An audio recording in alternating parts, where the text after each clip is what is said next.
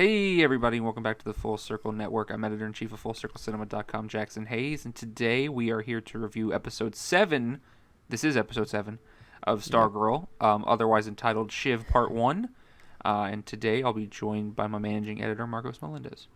Hey, what's up? Glad to be back. And we have Ernesto with us today as well.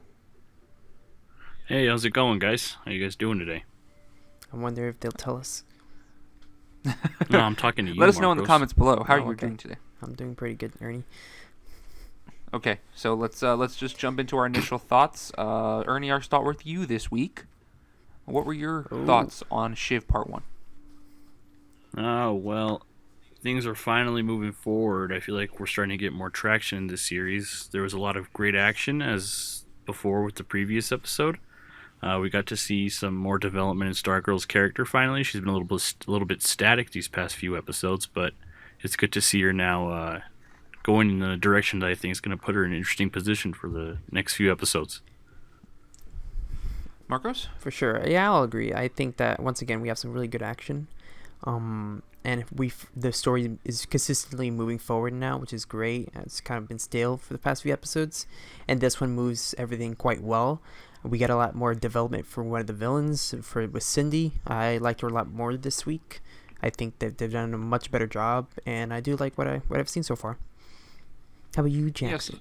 Yes. So this episode was basically the story of, two girls in very different positions, but also sort of in the same position of wanting to, pick up their father's legacy and like be something more than just a kid. And we kind of we saw the dichotomy of like how Courtney's going about it and how Cindy's going about it. Especially in that moment that they cut back and forth between Dragon King explaining to Shiv about what his process is and all that, and then Pat talking to Courtney about it, and it was a very interesting kind of setting up these young girls who are going to be at odds against each other, and they were by the end of this episode, and we just kind of see where they're both coming from. Cindy's place is obviously more there's a lot more tragedy there. She feels alone. She has a bunch of friends and like she's popular, but like obviously it's the old high school cliche. You have all those friends, but it's empty and shallow.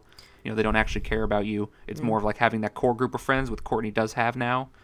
So yeah, they wove the high school kind of drama, cliches into like a very well put together like origin story for a villain that was actually made me feel a lot like connected with her, because she wasn't a character I'd been like super on board with so far, but they definitely like took it in a direction where I was like, wow.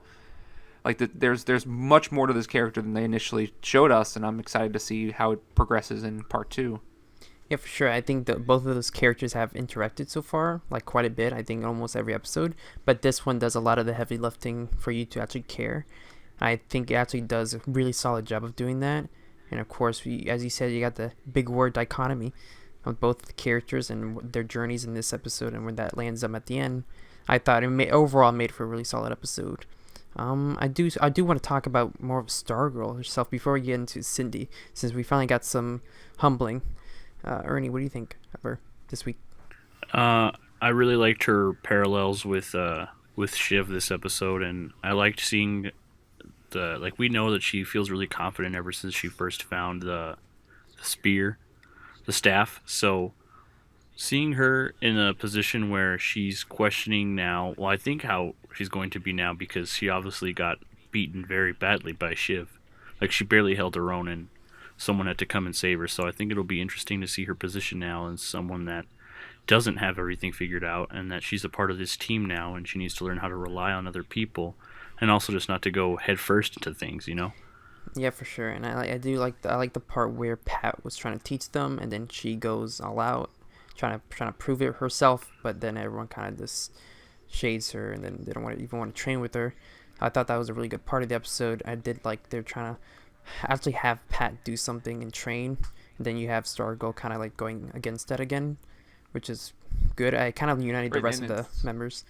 Right. It shows how much, it's only been a week, but it's a big progression in like, hey, we do trust Pat. He has more to offer than what we thought originally. He came in and saved us with this. They were very impressed with the stripe, robot, and they were like, wow, this guy's actually, he has something going on here, so let's listen to him. He's been in the fights, he knows what's happened, let's listen. And then to see Courtney just kind of like, no guys, we can just do it, and they're like, no, we can't, we didn't, we got beat. And the thing is, she was right, sit here but and have that's a not the conversation. point. That wasn't the point. Like, she was right, right. No, but she can do it, sure, but like they don't know how to function as a team. She's the only one that was able to even figure her stuff out. And then now, like you guys mentioned, I mean, she just got eviscerated in this episode, and it's gonna bring her back down to earth, and she's gonna have to learn how to get back up on the horse, like, and how to figure things out and actually move forward as a hero and not just as a person who may have a few skills. There's a big difference between just being someone who can fling a staff around and actually like being a legitimate hero and like giving off the energy that needs to be put into being a hero. And it's just kind of it was a great start, where we started it to where it ends, where it's like clearly next episode, this being part 1, part 2, that next week we're going to see a lot more probably upset Courtney, down on herself Courtney, which we haven't seen. And honestly, I've been glad we haven't seen, because I enjoy Confident Hero. Even if obviously they need humbling from time to time, and it's good when it happens. But I was glad they didn't start her down in the dumps and a real bummer the whole time. In that teen angst. But we may get more of that now, I guess. But yeah, that should allow the other members to like do more. Hopefully. Well, sure, right. We need them to step up and train and be on their own. And clearly they're probably going to have to take on Cindy at some point. She's clearly very powerful, which we didn't. It comes to light that she had powers and that she was experimented on by her father and all of that stuff.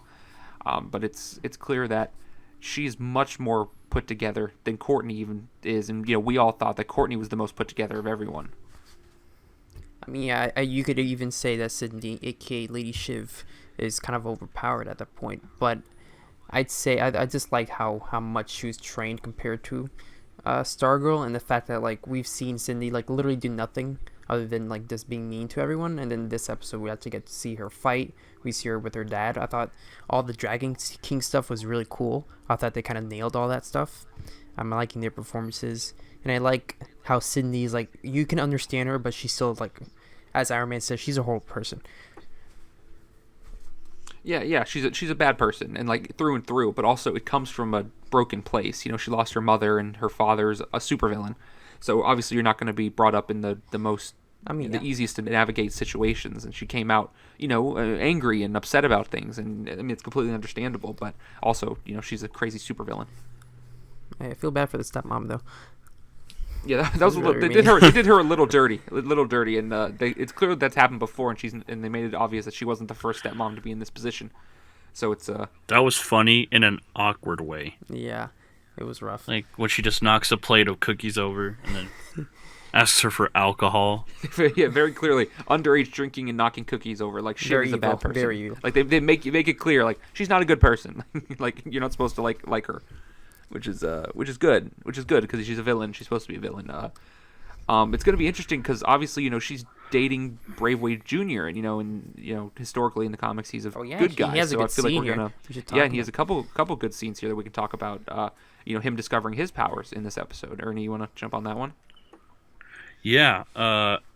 He does some interesting things overall through the series, but then when we get to this episode, we see that he's finally starting to discover that he has some sort of ability, which I think is cool because apparently Brainwave was an essential part of whatever plan the ISA has, so that therefore makes his character a lot more important. Yeah, I like that. So I think it's really cool how they turned him from this stereotypical jock to a much more complex and nuanced character. Like, he acts like a jerk like the first episode, but then once you see what happens to his father, then suddenly he becomes a lot more human. And then with that, on top of him struggling with these powers that he has, and suddenly he's going to be an unknown pawn in this large scheme. Yeah, almost a wild card. I'd Interesting say. to see how it plays out. Yeah, it's going to be really interesting to see. Yeah, they're going to play on that a lot because, like I said, he's a hero, so they're going. I think he's going to have to, his moral compass is going to be put into question. He's going to have to figure out, which side he wants to go to. Maybe his dad and Shiv and all them, or like maybe people he doesn't really know, but people he may think are doing the right thing. Because. We don't have the logistics of what Project New America is and like everything that's going on there, but it's definitely it doesn't sound like it's a good thing for Blue Valley and the people surrounding it. Maybe it's like what do you call it when you like control people? What do you call that?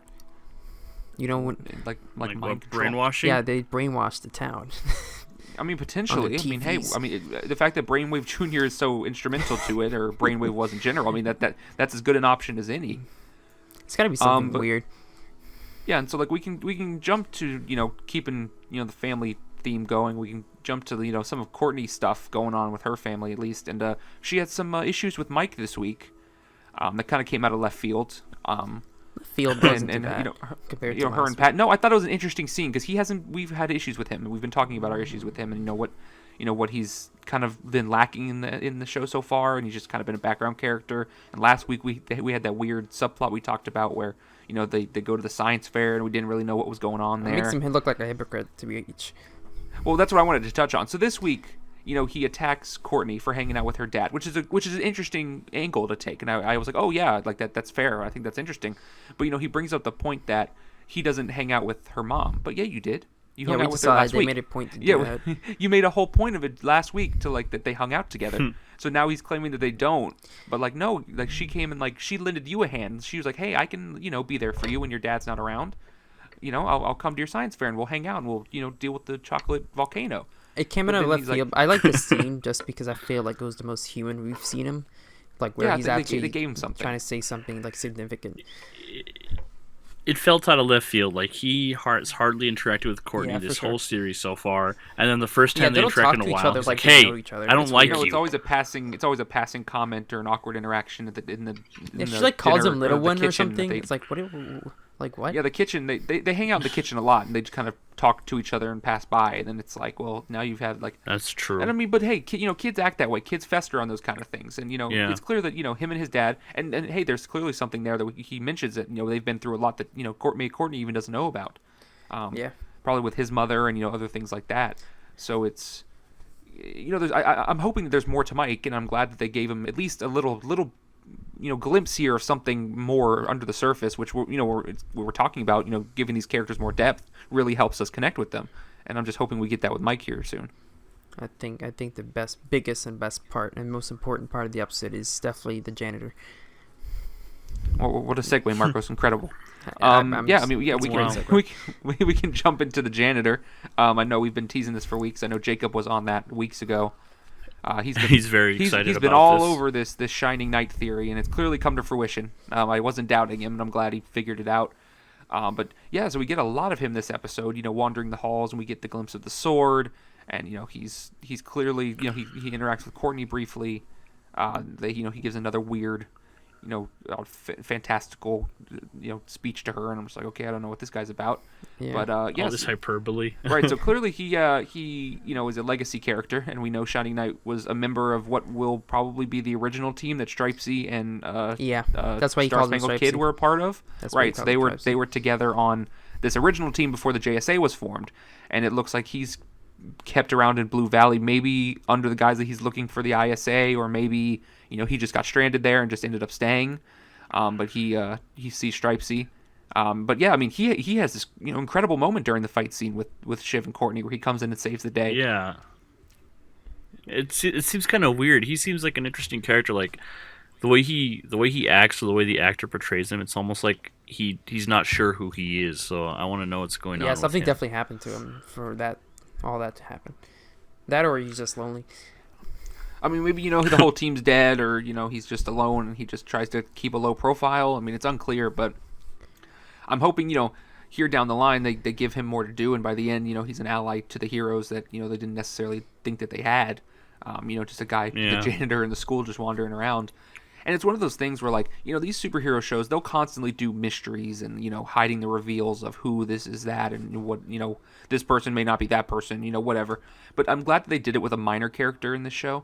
And it's not this long drawn out mystery about who is who, or who who the actual villain is, or anything like that. And they kind of took just a direction where it's just a minor character, and they're like, oh, we don't know who this is, but they keep showing him. I wonder who this is, and they finally just they pay it off. It's like, oh yeah, that's interesting. Not like absolutely the Rose situation. No clue. I'm sure 99% of the people watching have no clue. But it's cool. Oh, absolutely right. Of course they don't. The diehard fans will know. I didn't know, but it's something cool for them, and it's something cool for fans who don't know him to learn about a new character. So it's really low stakes, but it's a way to continue the lore and expand the universe. Good little surprises, and overall, it's a fun thing to do. And the overall really good fight scene. I thought that was the icing on the cake. It was I think it might have been better than last week, and I think that had a lot to do with the costumes because Shiv's costume is miles and miles and miles ahead of Sportsmaster and Tigress's. So yeah, that one 360 shot at the end with that fight Big scene good. where the camera just circles around them fighting. It was great. I mean, yeah, and the effects look good when Courtney burns her face, and then it immediately comes back. I thought it was kind of funny because I didn't think Courtney's reaction was kind of harsh enough that she just burned this girl's face off, and then she's like, "Oh no." And you look at her face is completely demolished. And it's like, oh my god. Here's what I'm worried about because Shiv runs away, right? And then Pat, he comes running in. He's like, Courtney. Oh yeah, Courtney. 100%. She knew. I mean, exactly. here's the problem. They're gonna play it out as if she doesn't know who it is, even though it was super obvious it was Courtney. Like it was super obvious. It's just a mask. I'd really be over her glad face, they don't do that because I mean, obviously she should have heard him say Courtney. But also, but she just should have looked at him. She literally. Well, just no, her hair. Courtney before. She talked to Courtney 5 minutes ago, and it was the same exact hair and body type. It's clearly Courtney, but yeah, it's so obvious. But I enjoy the idea of them knowing who each other are. I always enjoy that idea of the hero and the villain not being able to fight each other like during the day, but like having this, because obviously they're in school, they can't pull out their costumes and beat each other up. But it's one of those things where it's like they have to like deal with the fact that they know who each other are and have to like maneuver around it. I mean, it's always a great thing to pull from. And I hope they do that rather than just, oh, who's Stargirl? I don't know who she is. That's why Tigress is like, we should just use our kids. That's a pretty good scene. That's what the ISA has been saying this entire time. They're like, we need to find out who they are. Who are they? Right, I mean, they could just walk into the high school and figure it out. The 4 people hanging together that you literally beat up last week. Like there's only the 4 random kids who are just hanging out. It wouldn't be that hard to figure out. But you have to leave some suspension of disbelief for these kind of shows, just because they really do just put on masks and pretend to hide their identities. Yeah, I think my only complaint for this episode was how the other members of the JSA were just sort of like put to the background this episode. Yeah, they really just kind of are in and out. I mean, for sure, but it shows them beginning, like doing their stuff, and you're like, oh, they're showing what they're doing. Okay, so I guess they're gonna show how they act together now, and that they hang out. But then it just shows them just shaking their heads at Courtney, and they leave. But just playing devil's advocate, I think it does. I think it sets up an episode that kind of focuses on them rather than Stargirl. Well, right. Courtney's clearly going to be out of commission for a little bit here. I mean, she was beaten very, very badly. You know what? That's true. So that's true. Potentially next week they take up the reason why I'm maybe saying go, is maybe because I read the synopsis for next episode because that's what happens. Okay, well. All right then. Bro, I'm just smart. Good I'm for smart. You, Marcos. What exactly happened to her hands? What happened? I don't know. I think she cut her fingers off. Did it burn her hands? I think she cut her fingers off or something. I don't know. Her hands. She kept looking she at her definitely hands. Sliced her hands open. I don't know. I mean, bro, Shiv straight up took her arm off. She doesn't have an arm now.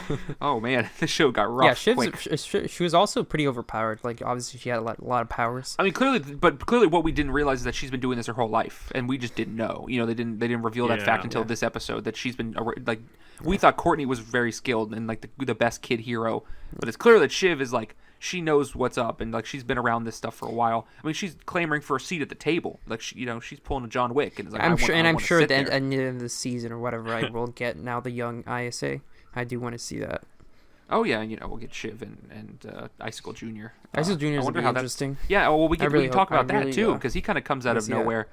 He comes out of nowhere in this episode and wants to ask Courtney out, and I'm a little I'm not upset by that. He has a crush on her, but also they've only interacted like twice, and it was like 5 weeks ago.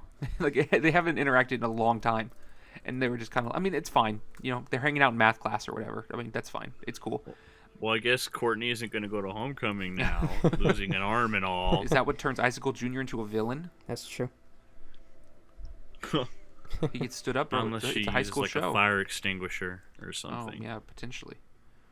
I mean, listen. I think I'm excited for because they moved these characters along that they hadn't moved along yet. So we're getting more Icicle Jr. We're getting more Brainwave Jr. We're getting more Shiv, and it's like okay, cool. But now there is like a large cast of characters now. Like I feel like there's a lot of people, and there's a lot of people to deal with now. Just because the kids are coming in maybe earlier than I thought they would originally. Like I didn't realize Brainwave Jr. would be right off the bat like a crucial part of the show, but they're that's what they're setting up. So I'm hoping there's enough mouths to feed. For sure, very excited. All right, do we have good stuff? Do we have good any stuff. final thoughts before we wrap it up here? I don't know. I hope next week is as good or better. I'm glad we're gonna get some more JSA member stuff because I liked them in this episode, and they're only in it for 2 minutes. Yeah, I'd like some Yolanda versus Shiv action. That'd be great.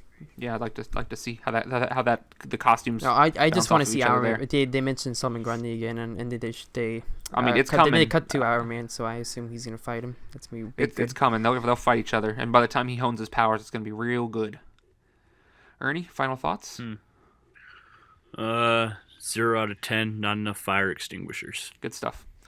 All right. So where can they find you on social media, boys? You can find me at BizGamer9 on Twitter. You can follow the page at Full Circle All right, Cine. everyone gets one at, so that's your one Okay. at. Ernie, what's your one at? Oh man, just follow me at @this_is_Ernesto, and obviously follow us at Full Circle Cine. Yeah. Okay, cool. Okay, well. Wow, Jackson, chill, man, bro. what I'm the trying heck? to advertise our website. Hey, okay. Hey, I thought there was something else coming. It's all good. I mean, look, we literally have it. If you watch the video, you'll see on the image. It'll Yeah, literally yep. say at Comic Corner _ Nope. You had your one at. Nope. Okay. Okay. You can follow me at JacksonHayes67. Make sure to check out the website, FullCircleCinema.com. Make sure to subscribe to this channel, like and comment. I'd love to get some conversations going in the comments about what you thought about this week's episode and what you hope for next week. But yeah, with that said, we'll catch you guys later. Please. Peace.